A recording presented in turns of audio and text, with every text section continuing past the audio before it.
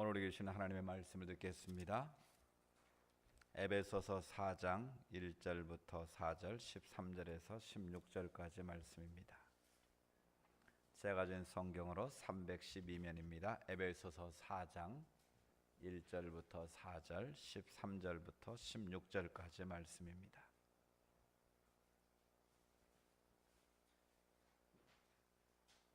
오늘 우리 주시는 이 계시의 말씀을 교독할 때 우리 각자에게 주시는 주의 음성으로 들려지기를 원합니다. 그러므로 주 안에서 갇힌 내가 너희를 권하노니 너희가 부르심을 받은 일에 합당하게 행하여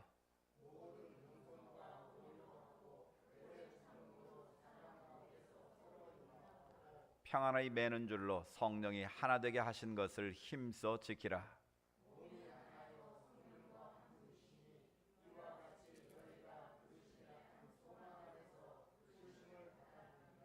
우리가 다 하나님의 아들을 믿는 것과 아는 일에 하나가 되어 온전한 사람을 이루어 그리스도의 장수한 분량이 충만한 데까지 이르리니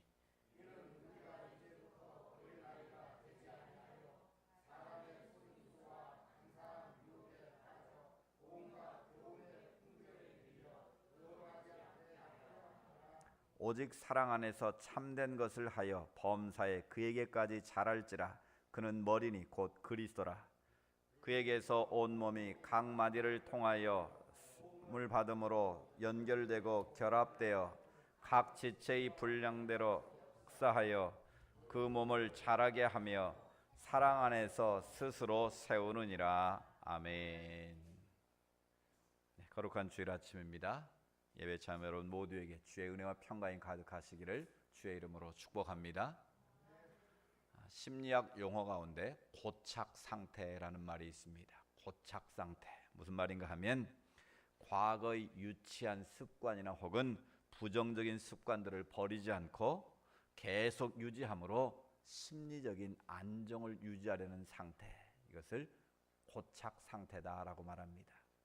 예를 들면 초등학교에 들어간 어린아이가 여전히 손가락을 빤다거나 다리를 흔든다거나 이런 모습들이 바로 유아기 때에 부모로부터 안정감을 얻지 못한 그런 퇴행적인 모습들이 고착 상태로 나타나는 것이다 라고 말하고 있습니다.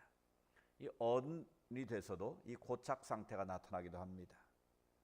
이 술이나 이 담배 또 심지어 약물 중독에 빠진 사람들 대부분을 보면 어린 시절에 사랑받지 못한 그 갈급함들이 담배를 피우거나 술을 마시거나 그런 약물 중독으로 심리적인 안정을 찾으려는 고착 상태의 모습을 보인다는 거예요. 그러니까 우리의 삶 속에 나 자신도 모르게 이 고착 상태에 머물고자 하는 심리적인 특성들이 있다는 거예요. 왜냐하면 그것을 할 때 사람들이 안정감을 느끼고 평안함을 느끼기 때문에 그렇습니다. 그러나 실제로 그런 고착 상태에 빠지게 되면 변화가 일어나지 않습니다. 성숙이 이루어지지 않습니다. 자꾸 퇴행적인 과거로 돌아가는 안타까운 모습을 보일 수밖에 없다는 것이죠. 오늘 우리가 실제로 더 중요한 것은 영적인 고착 상태에 우리가 빠져 있지는 않는지 한번 점검해 볼 필요성이 있다는 거예요. 예수 그리스도를 주로 고백하고 우리가 하나님의 자녀가 되었는데 예수를 믿은 지 5년이 되고 10년이 되고 20년, 30년이 되고 이 신앙의 연륜은 점점 쌓여져 가는데 여전히 내 신앙의 모습은 영적인 어린아이의 모습으로 고착 상태에 머물고 있지는 않는지 점검할 필요성이 있다는 거예요. 그래서 오늘 사도 바울은 감옥에서 에베소 교인들을 향해서 지금 이 편지를 쓰고 있는 거예요. 그래서 오늘 본문에서 말하기를 우리가 하나님의 아들을 믿는 것과 아는 일에 하나가 되었으면 좋겠다라고 먼저 권면을 합니다. 우리의 믿음과 또 삶의 모습이 하나가 되기를 바란다는 거예요. 신행일치. 우리의 믿음과 우리의 삶이 하나가 되는 것이 신앙의 성장과 성숙이 아니겠습니까? 그런데 실제로 우리의 믿음 따로 생활 따로일 때가 많다는 거예요. 그래서 우리가 영적으로 성장한다는 것은, 성숙한다는 것은 우리가 믿는 믿음의 내용과 우리의 삶의 내용이 하나가 되는 거다라는 거예요. 그러기 위해서 바울은 너희 안에 있는 영적인 어린아이와 같은 고착 상태에서 벗어나야 된다고 말씀하는 거예요. 그래서 14절에 보면 우리가 이제부터 어린아이가 되지 아니하며 영적인 고착 상태 너희가 벗어나기를 원한다는 거예요. 어린아이의 특징이 뭡니까? 크게 두 가지 특징이 있더라고요. 어린아이는 자기중심적입니다. 그래서 모든 것을 자기중심으로 생각하기 때문에 이기적인 모습을 많이 보일 때가 있어요. 그래서 자기가 장난감을 잘 가지고 놀다가도 형이 다른 걸 갖고 놀면 그게 탐이 나서 그걸 또 달라고 떼를 쓰지 않습니까? 그러니까 내 건 당연히 내 거고 상대방 것도 내 것으로 만들려는 이기적인 욕구가 어린아이에게는 있다는 거예요. 또 한 가지 어린아이의 특징은 뭐예요? 유혹에 쉽게 넘어간다는 거예요. 그래서 종종 어린이 유괴 사건 같은 것들이 발생하지 않습니까? 부모들이 열심히 낯선 사람이 너에게 뭐 사탕을 주면 절대 먹지 말고 뭐 밥 사준다 그래서 따라가지 말고 얼마나 교육을 시킵니까? 요즘 우리가 노방전에 나가서 아이들에게 학교 앞 전도를 하면요, 얼마나 아이들이 영악한지 몰라요. 부모들이 교육을 너무 잘 시켜가지고 전화번호 알려달라면 알려는 주는데 엉뚱한 번호를 알려주는 거예요. 집 주소를 써달라면 써주기는 하는데 다른 주소를 써주는 거예요. 이 부모들이 이렇게 교육을 시킨 결과죠. 그런데도 아이들은 쉽게 유혹에 넘어간다는 거예요. 그러니까 바울이 지금 에베소에 있는 교인들을 볼 때 너희는 영적인 어린아이 같은 고착 상태에 빠져 있다는 거예요. 그래서 어디에 넘어갑니까? 사람의 속임수에 넘어가고 간사한 유혹에 빠지기 쉽다는 거예요. 그래서 온갖 교훈의 풍조에 밀려 요동하지 않게 되기를 원한다. 이건 실은 에베소 교인들에게만 주시는 말씀이 아니라 오늘 이 시대를 살아가는 우리에게 동일하게 주시는 말씀인 거예요. 우리가 예수를 믿는다고 하는데 그 믿음의 내용과 우리의 삶이 일치되지 못하고 우리의 믿음이 연약함으로 어린아이와 같은 믿음으로 말미암아 세상의 간사한 속임수와 유혹에 너무 쉽게 넘어간다는 거예요. 믿음에 깊이 뿌리를 내려서 세상의 유혹이고 비바람으로도 견뎌야 되는데 너무나 쉽게 유혹에 넘어지고 흔들리는 것이 우리의 모습이다라는 거예요. 그래서 바울이 지금 우리에게 주시는 말씀의 교훈이 뭡니까? 너희가 믿는 것과 아는 것에 일치가 돼서 그리스도의 장선 분량에 이르도록 성장했으면 좋겠다. 영적으로 너희들이 성숙한 삶이 되었으면 좋겠다라고 우리에게 말씀하고 있는 거예요. 우리가 어떻게 하면 영적인 어린아이의 모습을 벗어버리고 그리스도의 장선 분량에 이르도록 우리의 믿음이, 우리의 신앙이 성장할 수 있을까요? 또 성숙할 수 있을까요? 오늘 그 방법을 오늘 말씀을 통해서 우리가 배우기를 원합니다. 이 성장은 외적으로 우리가 건강하게 자란 것을 말하고요, 성숙은 우리가 내적으로 질적으로 건강하게 자라는 것을 말합니다. 그러니까 성장과 성숙은 동전의 양면과 같은 거예요. 그러니까 성장과 성숙은 동시로 이루어져야 되지 이게 서로 따로 놀면 온전한 성장이 아닌 것이죠. 중요한 것은 생명이 있는 모든 것은 변한다는 거예요. 생명이 있는 모든 것은 성장과 성숙이 이루어지기 마련이라는 거예요. 내 안에 예수의 생명이 들어왔으면 그 순간부터 내 생각, 내 삶의 가치, 내 모든 삶의 모습은 점점 변화되고 있다는 거예요. 내가 원튼 원치 않든 여러분은 많이 변한 거예요. 그러니까 오늘 주일 아침 이전에 나온 것만 해도 여러분 이미 많이 변화가 이루어지고 있다는 것을 입증하는 거예요. 전에 타임즈에 소개된 내용인데요, 그 미라를 발견했는데 그 미라의 손에서 곡식알이 나왔어요. 그래서 이제 학자들이 논쟁이 붙었습니다. 이 곡식을 심으면 싹이 나겠느냐 안 나겠느냐. 한쪽에서는 3,000년이 났는데 무슨 싹이 나겠냐, 이미 죽은 씨앗이다. 아니다, 생명은 씨앗은 땅에 떨어지면 싹이 날 거다. 싸우고 있으니까 농부가 하는 말이 그거 심어보면 알지 뭘 그걸 가지고 싸우냐. 그래서 실제로 그 씨앗을 땅에 심었더니요, 싹이 나고 자라서 열매를 맺더라는 거예요. 할렐루야. 뭘 말합니까? 생명이 있는 것은 3,000년이 지나도 땅에 떨어지면 싹이 나고 열매가 맺힌다는 거예요. 저는 그 기사를 보면서 한 가지 중요한 영적인 교훈을 깨달았습니다. 3,000년 전에 미라에 손에 있던 그 씨앗은 땅에 떨어져 썩지 않으면 그대로 그 씨앗으로 존재할 수밖에 없었다는 거예요. 그런데 만약 그 씨앗이 3,000년에 떨어져서 썩어져 가지고 열매를 맺기 시작했다면 3,000년 동안 열매를 맺었으면 얼마나 많은 열매를 맺었겠습니까? 그런데 미라의 손에 들어있는 그 생명의 씨앗은 여전히 그대로 있었다는 거예요. 우리의 신앙의 모습도 마찬가지라는 것이죠. 내가 썩어지지 않고 변화되지 않고 영적 어린아 같은 고착 상태에 머물러 있으면 아무런 변화를 일으키지 못한다는 거예요. 생명의 역사를 이 땅에 써내려갈 수가 없다라는 거예요.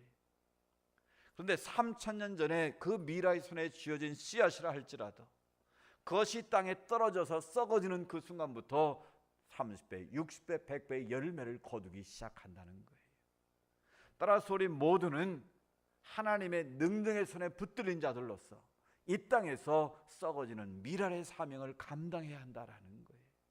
내가 비록 부족하고 연약하지만 내 안에 예수의 생명이 이미 존재해 있고 예수님께서 내 삶의 보배가 되심을 믿는다면 그분과 함께 우리가 세상에 나가서 썩어지는 미랄이 되면 바로 나를 통해서 놀라운 생명의 열매가 나타나기 시작한다라는 거예요. 그런데 우리가 썩어지지 못하고 여전히 미라의 손에 들려진 곡식알처럼 그대로 머물러 있다면 하나님 보시기에 얼마나 안타까우시겠느냐라는 거예요. 그래서 오늘 사도 바울을 통해서 하나님께서 말씀하시는 거예요.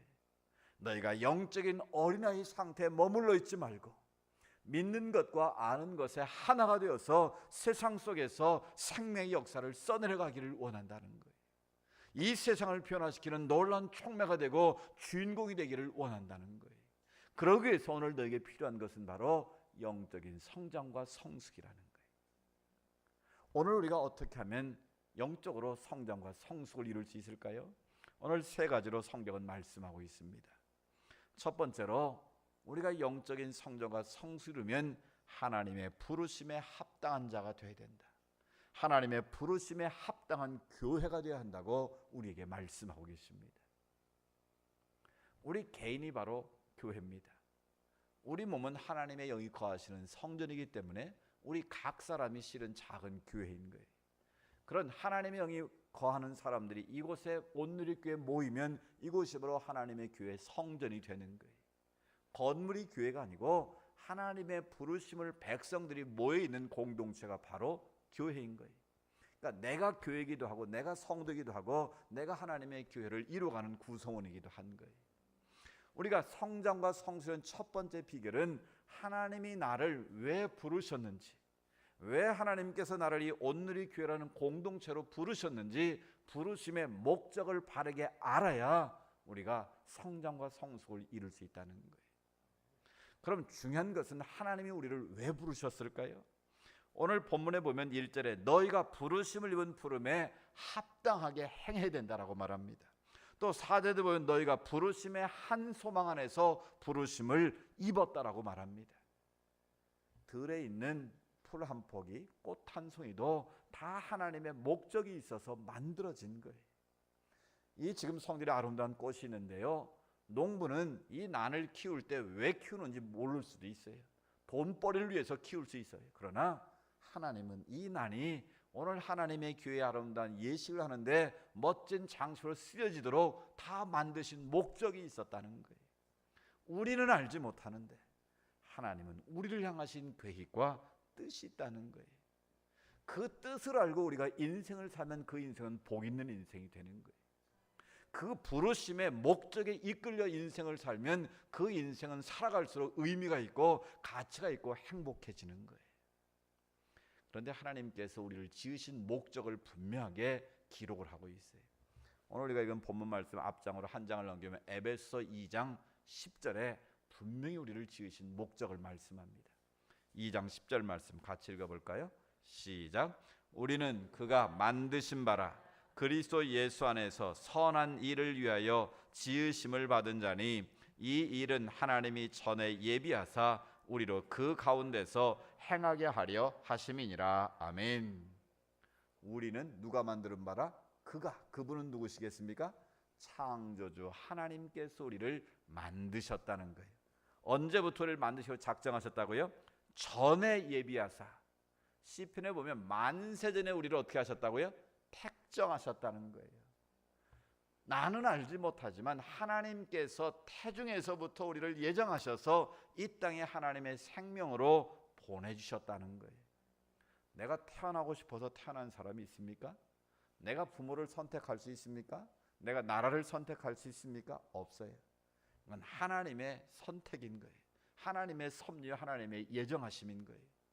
근데 하나님의 예정하심으로 우리를 만들어서 이 땅에 보내셨다는데, 만드신 바라, 이 만드신 바라라는 말은 원어는 포이에마라는 말이에요. 포이에마라는 말은 하나님의 작품이다라는 뜻이. 이 포이에마라는 말은 영어의 포임, 시라는 말이 나온 거예요. 그러니까 시는 뭐예요? 언어를 가장 압축해서 가장 아름다운 언어로 표현하는 게 시잖아요. 마찬가지로 우리는 하나님의 시와 같은 존재라는 거예요. 하나님 보시기에 가장 아름다운 작품 중에 작품이라는 거예요. 여러분 그렇게 믿으십니까? 옆에 분을 한번 축구해. 당신은 하나님의 걸작품입니다. 우리는 습작품이 아니에요. 우리는 짝퉁이 아니라고요. 하나님께서 만세전부터 예정하셔서 이 땅에 하나님의 작품으로 보내셨다는 거예요. 그러니까 우리는 이런 긍지를 가져야 되는 거예요. 세상은 얼마나 가졌냐, 얼마나 배웠냐, 얼마나 높으냐, 이걸 가지고 서로 얘기하지만 이건 도토리 기저귀와 같은 거예요. 우리는 하나님의 형상으로 지음받은 하나님의 작품이다. 아멘. 이런 분명한 자의식을 가지고 살아야 되는 거예요. 그래서 좀 남보다 못생겼다고, 못 가졌다고, 쥐가 났다고 그것 때문에 기죽을 거 하나도 없다는 거예요. 잘생긴 사람, 못생긴 사람이나 시간 지나면 다 겉사람은 어떻게 돼요? 후패하게 돼 있다고 그랬어요. 나이 60 넘으면요 다 평준화된대. 지식도 평준화되고요, 미모도 평준화되고 다 평준화된다는 거예요. 그러니까 그것 때문에 우리가 기죽을 거 없어요. 우리는 하나님의 형상으로 지음받은 뭐다? 걸작품이다. 작품이라는 긍지와 자부심을 가지고 살라는 거예요. 그런데 왜 하나님께서 우리를 그렇게 만드셨느냐는 거예요. 오늘 성경에 그리스도 예수 안에서 선한 일을 하라고 그렇게 만드셨다는 거예요. 그리스도 예수 안에서 선한 일을 하라고 하나님께서 우리를 부르시고 우리를 하나님의 작품으로 지으셨다는 거예요. 그럼 하나님께서 우리를 하나님의 작품으로 지으신 목적이 뭘까요? 선한 일인데 하나님이 기뻐하시는 선한 일이 뭘까요? 그것은 한마디로 말하면 생명을 살리는 일이에요. 하나님이 가장 기뻐하신 일은 죽어가는 영혼을 살려내는 거예요. 여러분 요즘도요 세상에서 물에 빠진 사람 건져내고 죽었다 그러면 금방 신문에 납니다. TV에 방송합니다. 의인이라고 인정하고요, 표창장도 주고요, 그 사람을 굉장히 우러러봅니다. 왜 그렇습니까? 죽어가는 사람을 살리는 일보다 가치 있는 일은 없기 때문에 그렇습니다. 하나님께서도 똑같이 그렇게 말씀하시는 거예요. 이 세상의 복음을 알지 못하면, 예수 그리스도를 알지 못하면 눈에 보이는 세상 것을 따라가다가 그것 위에서 인생을 살다가 죽는 거예요. 언제 죽을지도 모르는 그 인생, 눈에 보이는 것 따라 살다가 허무하게 죽는 거예요. 여러분 최근에 여러 가지 죽음을 보지 않습니까? 그런 길을 달려가는데 상대방에서 그 기름 실은 통이 떨어져 폭발해서 죽을 줄 누가 알았겠냐고요. 아니 멀쩡한 배우가 최고급 수용차를 타고 가다가 갑자기 뒤집어져서 죽을 줄 누가 알았겠냐고요. 우리 인생은 정말 하루살이 같은 게 우리 인생인 거예요. 그런데 눈에 보이는 그것이 전부인 것처럼 한평생 살다가 그렇게 죽으면 얼마나 불행한 일이겠습니까? 분명히 성경은 말합니다. 사람이 한 번 죽는 것은 하나님이 정한 것이고 죽은 다음에는 하나님의 심판이 있다는 거예요. 생명의 부활로 나아갈 사람이 있고 사망의 심판의 부활로 나아갈 사람이 있다는 거예요. 분명한 하나님이 예외하신 천국이 있고 지옥이 있다는 거예요. 그런데 그 지옥 갈 영혼들에게 생명의 복음을 전해서 그들도 우리처럼 예수 믿고 구원받아서 땅의 것에 소망 두지 않고 영원한 하나님 나라의 소망을 살아갈 수 있도록 그들에게 생명의 빛을 밝혀 인도할 수만 있다면 그 일이 이 세상에서 가장 귀한 일이라는 거예요. 그 일이 바로 하나님이 가장 기뻐하시는 일이라는 거예요. 하나님이 저와 여러분을 부르신 이유도, 이곳에 온누리교회를 세우신 이유도 바로 생명을 살리라고 부르신 줄로 믿습니다. 선교하라고, 하나님의 선교를 하라고 이 기회를 주시고 저 여러분을 부르셨다라는 거예요. 여러분이 좋아하시는 베드로전서 2장 9절 말씀이 있어요. 이 말씀을 너무너무 좋아하시는데 정말 복음의 말씀이에요. 이 말씀을 사도 베드로를 통해 주신 분명한 이유가 있습니다.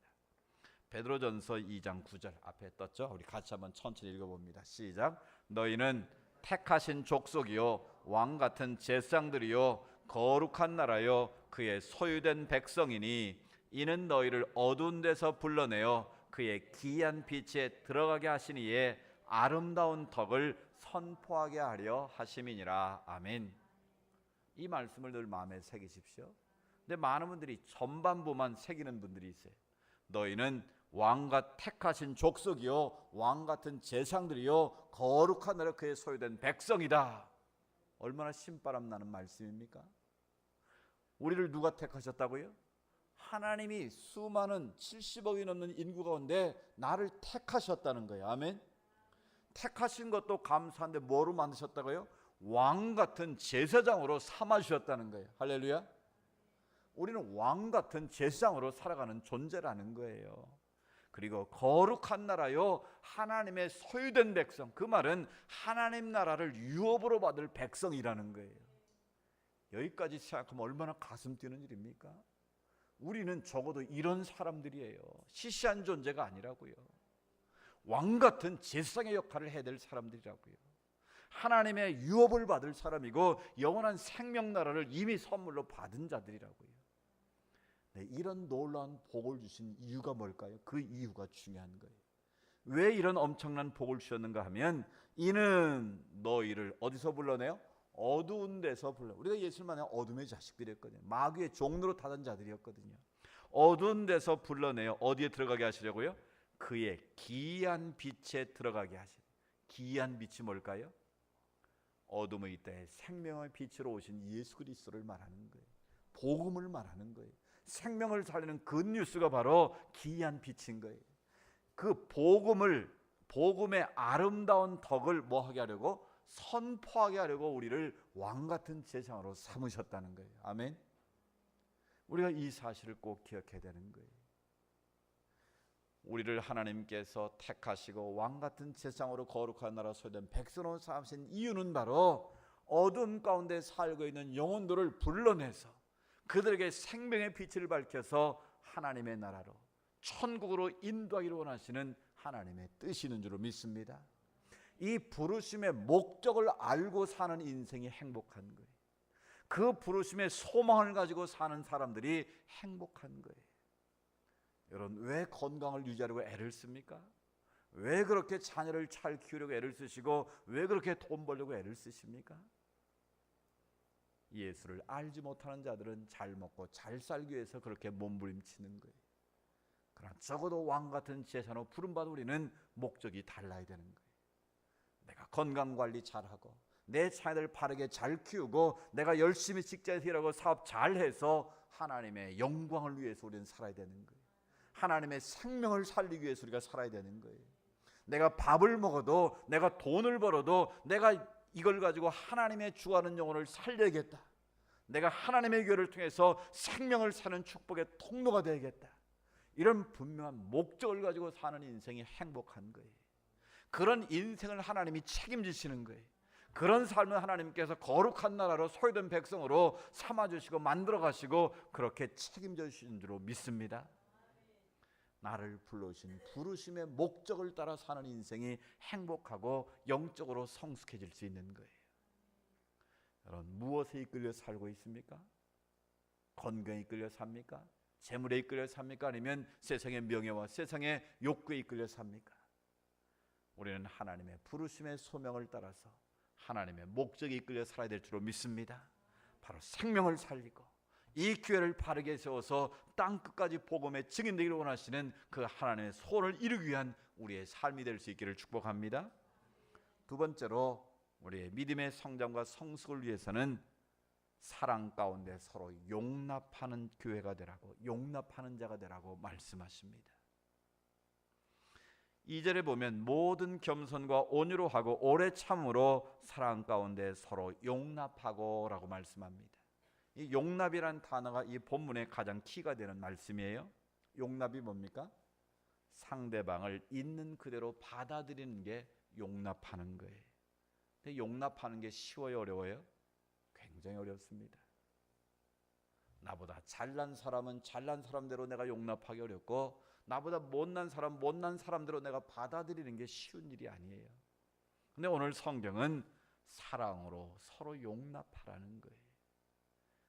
여러분, 성경이 말하는 가장 멋진 용납의 모습은 탕자의 비유인 거예요.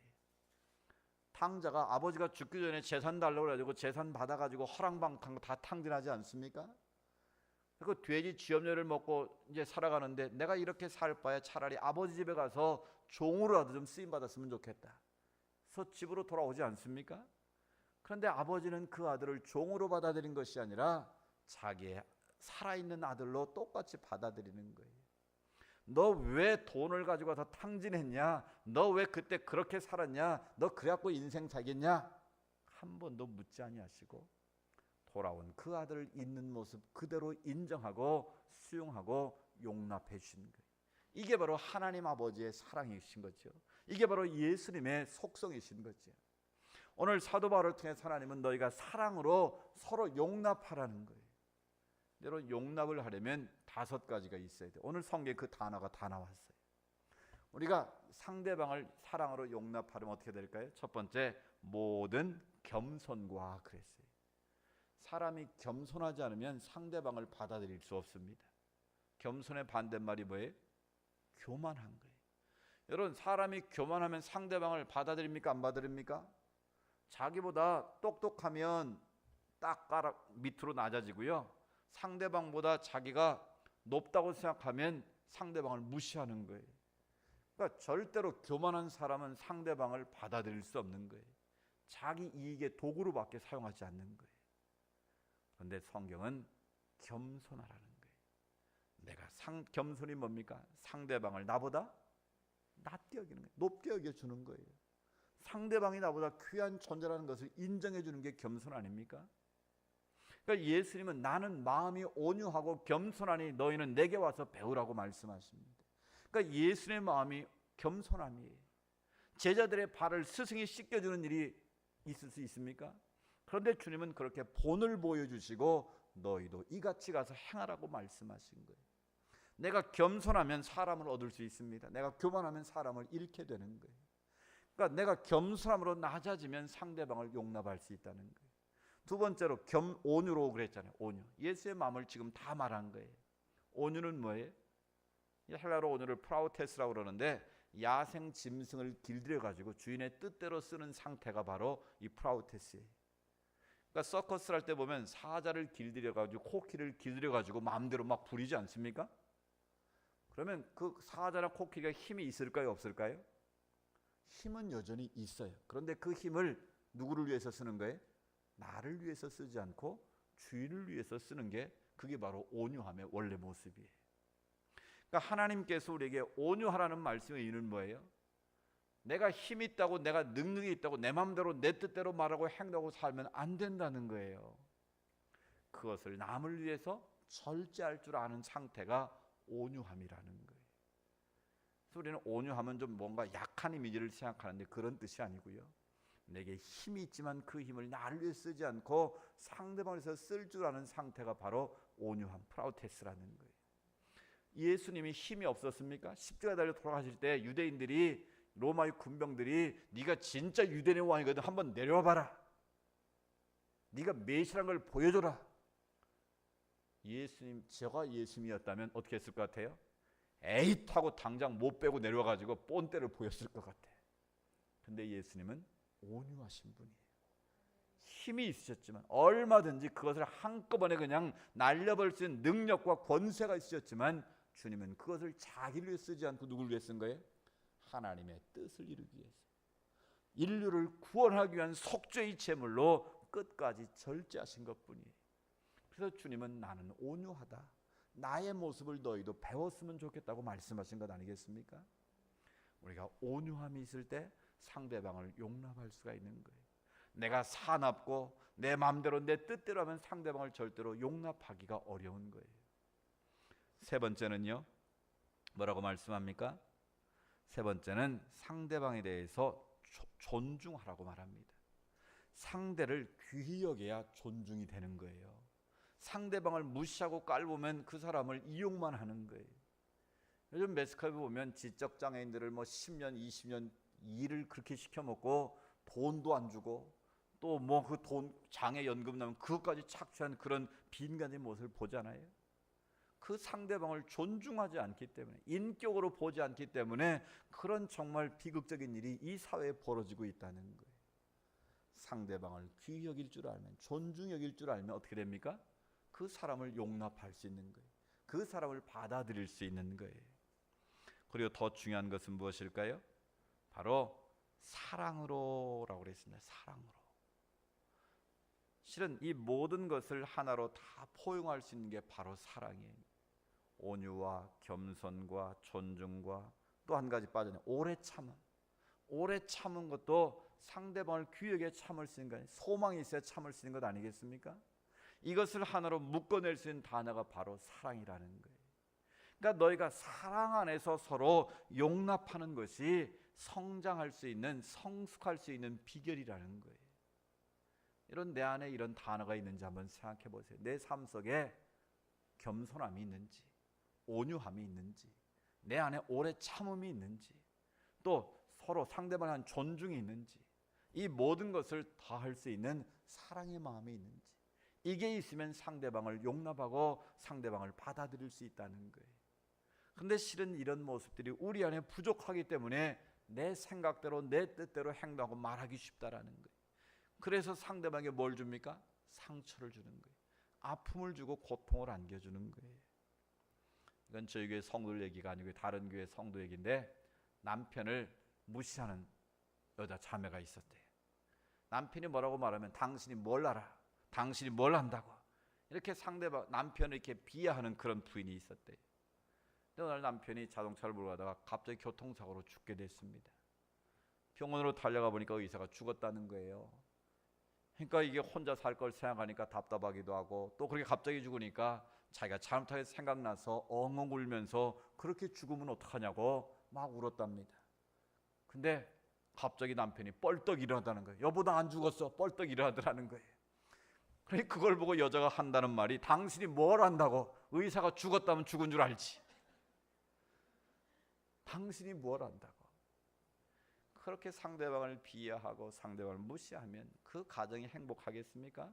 그 부부관계가 행복한 관계가 되겠습니까? 오늘 하나님 우리에게 원하시는 것은 서로 사랑 안에서 용납하라는 거예요. 그런 마음을 가지고 살아야 행복한 가정이 되고 행복한 삶이 되고 행복한 성도가 될 수 있다라는 거예요. 그것이 바로 영적인 성장의 성숙인 줄로 믿습니다. 마지막으로 평안에 매는 줄로 하나 되게 하신 것을 힘써 지키라고 말씀합니다. 오늘 3절에 보니까 평안에 매는 줄로 성령이 하나 되게 하신 것을 어떻게 지키라고요? 적당히가 아니라 최선을 다해서 힘써서 하나됨을 지키라는 거예요. 여러분, 마귀의 속성은 뭐예요? 사람을 갈라놓는 거예요. 하나님과 우리 사이를 갈라놓고 성도와 성 사이를 갈라놓고 부부 사이를 갈라놓는 게 마귀가 하는 전공이에요. 그런데 성령의 주 사역은 뭐예요? 하나 되게 하는 거예요. 성령이 역사하시면 갈라진 것이 하나 되는 역사가 나타나는 거예요. 오늘 바울은 성령이 하나 되게 하셨는데 너희가 왜 갈라져서 싸우려고 하느냐는 거예요. 너희가 정말 하나님의 영이 거하시는 하나님의 전이라면, 하나님의 사람들이라면 힘써 하나됨을 유지하라는 거예요. 돌아가신 영락교회 한경희 목사님이 하신 말씀 가운데 이런 말이 있어요. 교회는 싸우지만 않으면 부흥한다. 뭐 하자면 부흥한다고요? 교회에서 싸움질만 안 하면 교회는 부흥한다는 거예요. 왜 오늘 한국교회가 이렇게 부흥하지 못해 영적 침체를 경험할까요? 교회 안에 많은 싸움이 있어요. 싸워야 될 대상과는 안 싸우고 싸우지 말아야 할 대상과 싸우기 때문에 교회가 침체를 겪는다고 저는 봅니다. 우리는 누구하고 싸워야 돼요? 마귀와는 싸워야 돼요. 하늘의 권세 잡은 악한 영들 마귀와는 우리가 대적하고 싸워야 돼요. 성도는 어떻게 해야 돼요? 서로 사랑해야 돼요. 목사는 성도를 사랑하고 성도는 목사를 사랑하고 서로 살아야 되는데 사랑해야 될 사람하고는 싸우고 사랑해야 되지 말아야 될 거는 사랑하니까 교회가 혼란스럽다는 거예요. 제가 전에 실제로 경험한 일인데요. 급한 일이 있어 버스를 탔는데 버스 뒤에서 막 웅성성하고 막 싸우는 거예요. 그런데 제 옆에 있던 아저씨 같은 분이 뻘떡이라더니 하는 말이 여기가 교회인 줄 알아? 제가 얼마나 놀랐는지 그때 제가 성령의 음성으로 그 말이 들리더라고요. 그분은 아마 예수를 믿다가 낙심해서 안 다니는 분 같아요. 교회에서 싸움지박지는 모습을 얼마나 많이 봤든지 버스 안에서 싸우니까 그게 딱 연상이 됐던 것 같아. 여기가 교회인 줄 알고 이렇게 시끄럽게 싸우냐. 그 말이 성령의 음성으로 들리더라고요. 여러분, 하나님의 교회 안에서 우리가 서로 살아야 될 줄로 믿습니다. 좀 부족하고 모자라도 상대방을 귀히 여기고 존중히 여기는 용납의 마음이 있으면 우리는 행복한 공동체가 될 수 있는 거예요. 하나님이 기뻐하시는 그런 공동체를 이룰 수 있는 거예요. 초대교회는 성령 안에서 하나됨을 이루어갈 때 어떻게 했을까요? 평안하여 든든히 서가니라. 성령 안에서 하나됨을 지켰더니 평안하고 든든히 서가는 부흥의 역사가 일어나더라는 거예요. 전에 미국 LA 타임즈에 한국인의 4가지 열심이라는 기사가 실렸습니다. 저는 한국인들을 칭찬한 기사인 줄 알았는데 마지막에 보니까 아니더라고요. 한국 사람들은 첫 번째 모이면 돈 버는 열심이 있다는 거예요. 어디 가든지 막 죽기 살기로 돈을 법니다. 그래서 미국을 다 쓸고 주름 잡고 다녀. 한국 사람들이 쓰는 건 청소 용업을 하고요, 주름 잡는 건 세탁소를 주로 하거든. 한국 사람이 그냥 한국 사람이 미국을 쓸고 주름 잡고 다 하는 거예요. 그러니까 돈 버는데 한국 사람은 어디 가도 열심히 해. 죽기 살기 일하거든요. 두 번째, 교육에 열심히더라는 거예요. 애들 교육을 위해서 하면 부모가 뭐 무슨 희생을 해서라도 열심히 키우고 아이비리그에 보내려고 애를 쓰는 거예요. 세 번째, 교회를 세우는 데 열심히더라는 한국 사람들은. 중국 사람들은 어디 가면 중국집 만들고 일본 사람은 회사를 만들고 한국 사람들 모이면 교회를 만들더라는 거예요. 여기까지는 굉장히 좋은 칭찬으로 들었는데 마지막에 한 4번째가 안 좋았어요. 한국 사람은 모이기만 하면 갈라져서 싸운다는 거예요. 싸우는데 열심히라는 거예요. 셋이 모이면 2대1로 갈라져 싸우고 5명이면 3대2로 갈라져 싸우고 10명이면 5대5로 갈라져 싸우더라는 거예요. 결론이 뭔 줄 아세요? 한국 사람들은 돈도 잘 벌고 교육에도 열심이고 예수도 잘 믿기는 하는데 우리가 두려워할 대상은 아니다. 왜? 갈라져 서로 잘 싸우기 때문이다. 이게 칭찬이에요? 이게 비판 기사예요? 이 4번째, 갈라져 싸우는 하나 되지 못하는 이 잘못이 한국 사람들의 문제라는 거예요. 그러니까 한국 사람은 개인적으로는 굉장히 비상한 재주를 가지고 능력이 있어요. 그런데 모함한 놈은 서로 싸워요. 그래서 갈라지는 거예요. 이 나라가 힘을 잃는 거예요. 외국에서 제가 싱가포르 때도 이렇게 주재원들, 이렇게 사장단들 이렇게 만나보면 똑같은 해외 사업 발주를 하는데 누가 싸워요? 삼성도 입찰하고 대우도 입찰하고 현대도 입찰하고 뭐 쌍용, 한국 4개 업체가 싸워. 그럼 값을 올리겠어요? 서로 내리겠어요? 그래갖고 최저가 입찰을 하면 그 직후도 본전도 못 찾는다는 거예요. 그러니까 그러면 서로 좋지 못한 거지만 담합을 하든지 누가 빠져주든지 그렇게 하면 되는데 서로 싸운다는 거예요. 그러니까 누구만 좋아요? 다른 사람만 좋고 우리는 손해본다는 거예요. 교회 공동체도 마찬가지입니다. 성령 안에서 우리가 하나가 돼야 평안하고 든든히 교회가 서가는 줄로 믿습니다. 가정도 교회도 직장도 회사도 다 마찬가지. 국가도 하나 될 때 힘이 있는 거예요. 장작불이 꺼져갈 때 모아놓으면 다시 활활 타오르는 거예요. 잘 타는 장작도 꺼내 하나씩 던져놓으면 다 꺼지는 거예요. 마찬가지. 영적인 원리도 그렇습니다. 성령 안에서 하나님을 힘써 지키는 성도 되기를 축복합니다. 이제 오늘의 교회가 세워진 지 1주년이 됐습니다. 오도에 가입 예배를 드리게 되는데요. 그래서 이제 행정적으로 모든 것을 갖춘 정식 교회로 서게 되는 것입니다. 우리 오늘의 교회가 오늘 말씀을 다시 마음에 새겼으면 좋겠습니다. 우리 한 사람 한 사람이 하나님의 성전으로서 또 하나님의 성전자가 모여있는 이 오늘의 교회가 오늘 3가지 말씀, 우리를 부르신 부르심의 소명을 확인할 수 있기를 원합니다. 그래서 생명산일에 하나님의 선교에 최선을 다하는 성도 교회가 되기를 축복합니다. 우리가 서로 부족하지만 연약하지만 서로 용납함으로 하나가 되는 공동체가 되기를 원합니다. 마귀는 우리를 갈라놓으려고 하지만 성령의 하나 되게 하심을 힘써 지킬 때 이 온누리교회를 통해서 바로 여러분을 통해서 이 지역이 변화되고 이 민족이 변화되고 열방을 변화시키는 능력이 있는 영향력 있는 교회가 될 줄로 믿습니다. 이 부르심에 우리 모두가 아름답게 쓰임받기를 주의 이름으로 축복합니다. 하나님 아버지 감사합니다. 우리가 무엇이간에 이토록 사랑하셔서 왕같은 제상으로 거룩한 나라로 소유된 백성으로 삼아주셨는지요. 우리가 하나님의 부르심에 합당한 자로 쓰임받기를 원합니다. 우리가 실수가 많고 부족하지만 사랑으로 서로 용납하는 자가 되기를 원합니다. 우리가 성령 안에서 힘써 하나됨을 지켜가기를 원합니다. 그래야 하나님이 가장 기뻐하시는 생명을 살리고 이 지역을 살리고 민족과 열방을 구원하는 축복의 통로로 쓰임받게 하옵소서. 그래야 하나님께서 향하신 그 뜻을 깨달아 하나님의 영광을 드러내는 삶이 될 수 있도록 인도하옵소서. 거룩하신 예수님의 이름으로 기도드리옵나이다. 아멘.